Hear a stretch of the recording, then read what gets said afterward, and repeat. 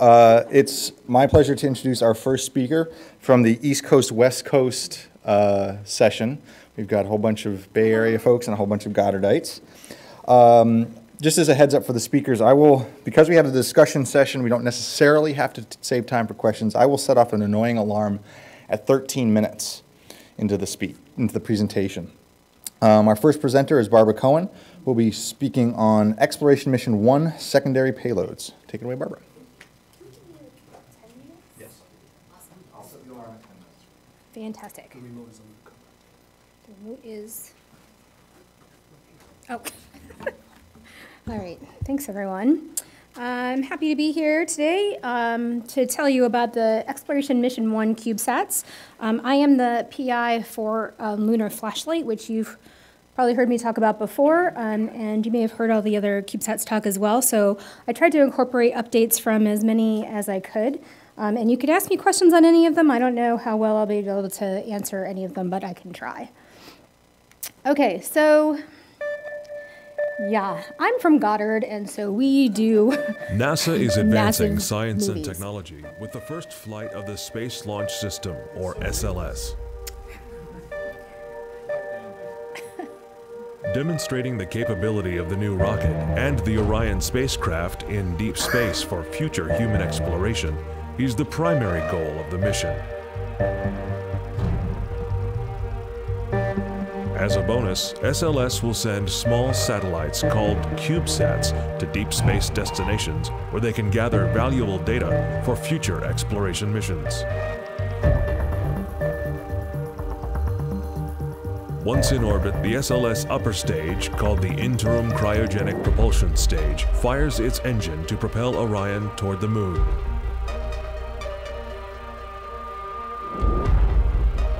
SLS will send Orion farther out beyond the Moon than the Apollo astronauts traveled, where it can test communication, navigation, and other deep space exploration systems.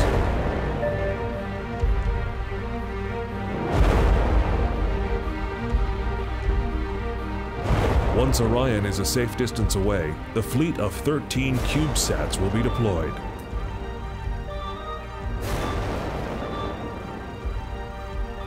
The onboard avionics box will command each dispenser to release the small satellites, sending each one on their way to deep space destinations such as the Moon or an asteroid.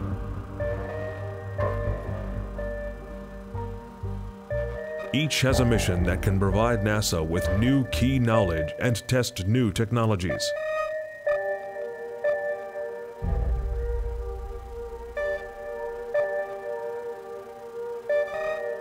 CubeSats flown on the mission will perform in-space experiments and demonstrations that will actively advance the capabilities needed to take humans farther into space than ever before.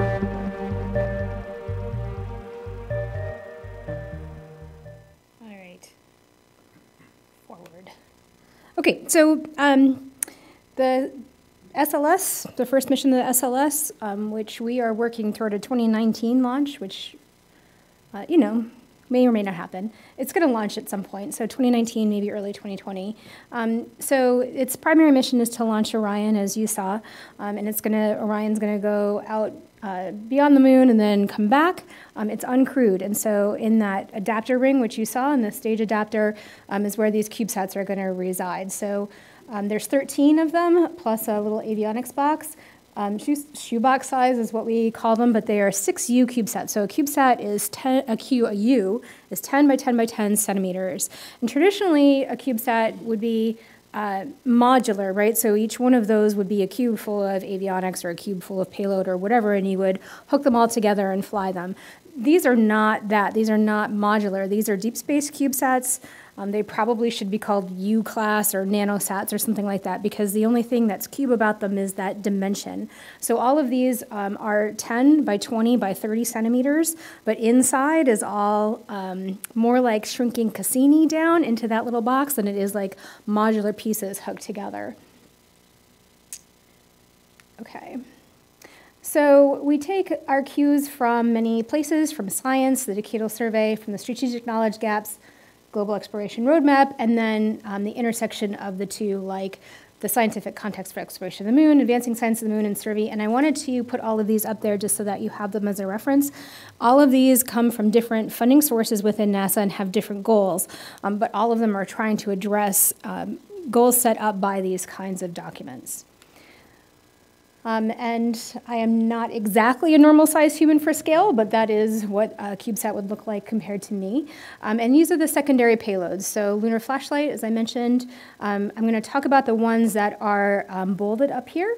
So Near-Earth Asteroid Scout, which is Marshall JPL, BioSentinel, which is run out of Ames, Lunar Ice Cube, which is JPL, Morehead State, and Goddard, Luna Map at Arizona State. So I'll tell you more about all of those individually because I think those are the ones that are most interest to this audience, and actually I know most about too.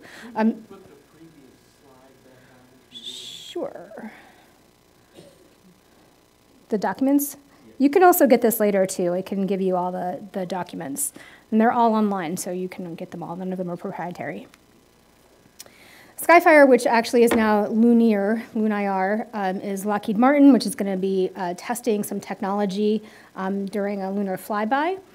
CUSP is low Earth, well, it's not low Earth orbit, but it is more of a low Earth orbit kind of spacecraft. It's not going to the moon. It's going to be looking at particles and fields with the sun.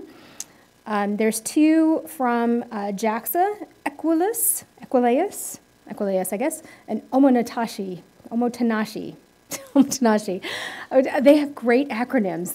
They're way better than ours. And Omotenashi is going to actually be putting a little impactor onto the moon. Just one of the U's in its 6 U's is going to actually go down and impact the moon, which is pretty cool. And then there is a little CubeSat that's going to image the interim cryogenic propulsion stage. So that's obviously helping the SLS program. And then a whole bunch from the CubeSat challenge that NASA runs. So these were student-led teams that had to compete on a whole bunch of different axes, and the ones that won got actually a space to fly. So of the 13 that are flying, we're hoping that all of them succeed, of course, but no one has done or had done a CubeSat mission to deep space until the Marco satellites launched with InSight earlier this year. And so they seem to be doing really well. We're all very encouraged by that. And as I'll talk about a little bit, all of the components for these are all very, very common to each other. There's not a lot of providers out there for deep space rated CubeSat components. And so we're tending to use a lot of the same providers, except for, importantly, propulsion. But so we're all very thankful to NASA for investing in these to bring these kinds of technologies online that hopefully next generation of simplex people can be using. Okay, so BioSentinel, again, run at Ames, this is actually pretty cool. We can't reproduce the radiation spectrum of deep space on the Earth. There's no one that has the full range of energies at the intensities that are out in space, and so they're going to fly this little microfluidics experiment, and they have a strain of yeast that doesn't make an amino acid. They've genetically engineered it to not make a specific amino acid.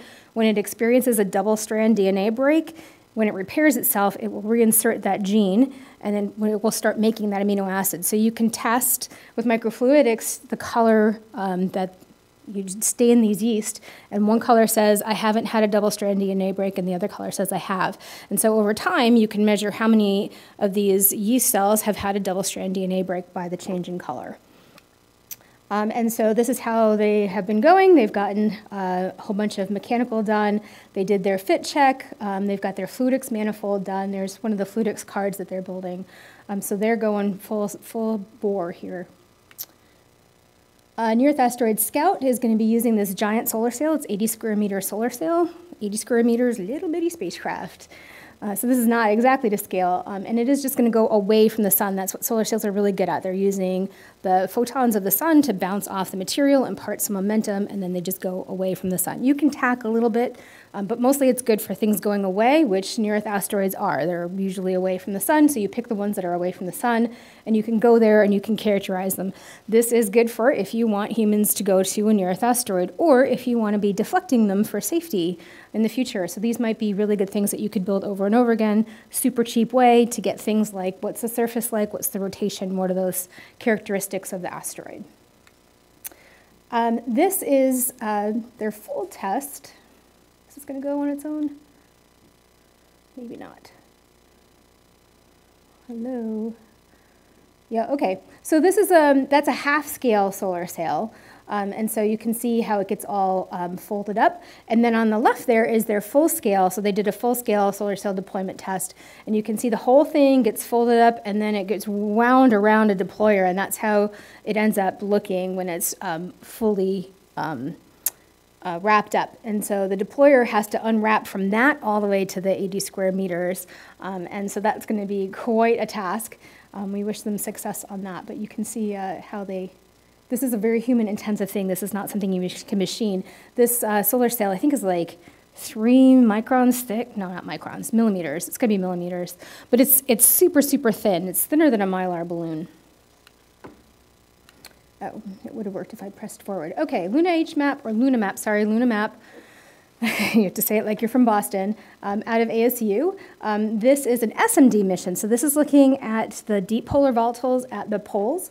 And so it's following up on things like LEND and Lunar Prospector and trying to get very, very close to the poles to get improved resolution of the neutron sources at the pole, or the neutron depletions at the pole that may indicate deep-seated water. So it's got a very low paraloon, 15 kilometers, and it's going to skim over there, and it's going to use this little mini NS that they're developing, neutron spectrometer that they're developing. And so there's Craig with some fake hardware there, but I was actually just at ASU a couple months ago, and I saw their real hardware being built, and they're trying to get that delivered. So Craig sent me a whole bunch of things that they're doing in the next couple months to actually get that flight hardware completed, do their dispenser fit checks, stuff like that. So they're going to be on track to deliver all of that. Lunar Flashlight, this is a JPL, Marshall, Goddard. Paul Hain and Ben Greenhagen and David Page are on our science team, so that's why the whole thing gets strung out there. So we are using a chemical propulsion system with green propellant, which is a nice test of that technology. We're also looking for ice deposits at the lunar poles, but we're looking at the surface ice frost that's been maybe detected by Lola and LAMP. And so we're going to do a definitive detection of whether that's water ice or whether there's something else there giving us those returns. And so we are using an active spectrometer. We're going to be bouncing some lasers. I'll put this up there because lasers, who doesn't love lasers? So we've got 4 little lasers. They're very, very small, very low power, stacked laser bars. They're not pumped lasers like Lola was. So they're really, really low power. And so consequently, we have to add a lot of them along track. And to get the signal to noise up to where we need it to be. But that's what we're going to do. We're going to pump out these lasers in sequence and get the returns. Here's the progress we've been making. There's our flight unit being built there on the bottom. Here's our engineering unit that we're testing to look at how those lasers behave. I didn't have a picture of the tank. I was hoping to have a picture of the tank, but that got held up a little bit. But our tank is being built, so everything is on track. These are the ones that I'm just going to tell you exist, but I didn't get updates for them specifically. So Lunar Ice Cube is using a spectrometer, a passive spectrometer, infrared spectrometer that's going to be cooled so it gets out to 3 microns. And it's going to be looking at the equatorial region of the moon. Here's Lunar, the flyby, and Onatashi, which is the impactor. Okay, so to sum up, planetary CubeSats are being flown. So I think Simplex people are going to be able to build on some of these. InSight just launched the Marco CubeSats. They seem to be doing well, and you're going to see 13 of them come up on the EM1 mission. So that's going to be very exciting.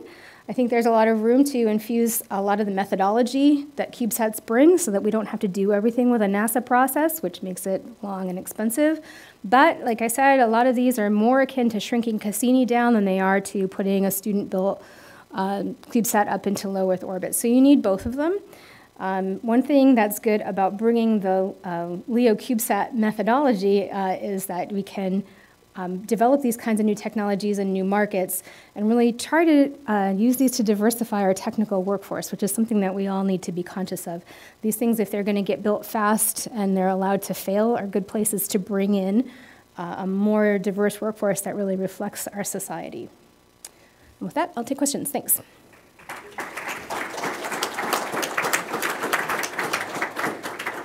We got 1 minute for questions.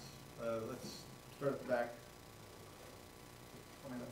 Barbara, I was just wondering if you could say a little bit more about your propulsion on Lunar Flashlight. Yeah, we're using a green propellant, which is basically an ammonia refrigerant kind of thing.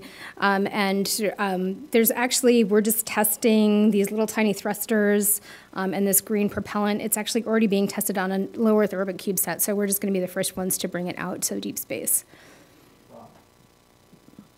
Yeah, Barbara, do you have any feel for statistics on expected rate of failures? What's the mass power, and how you communicate? What's your data rate? It's good to say you'll accept failure, but CubeSats in low Earth orbit don't have the best track record. Yeah, no, that's an excellent. Something harder. It's an excellent point, and these are harder. We don't know what the failure rate's going to be. We know from our sponsors at headquarters that they are expecting many of these to fail, and maybe up to 50% of them. No one wants to be that one that's part of the 50%. So we're all working very hard to make sure they don't, but obviously these are tech, demos, and they may or may not succeed. The radio, everyone is using this radio, the Iris radio, that's also flying on Marco, so it's a deep space X-band transponder and receiver. So that's something that low Earth orbit CubeSats don't have to do, is this X-band. So we're all using the same radio. It seems to be working on Marco, so fingers crossed. So here we should move on. We'll have time for questions at the end as well. So Thanks. remember your questions.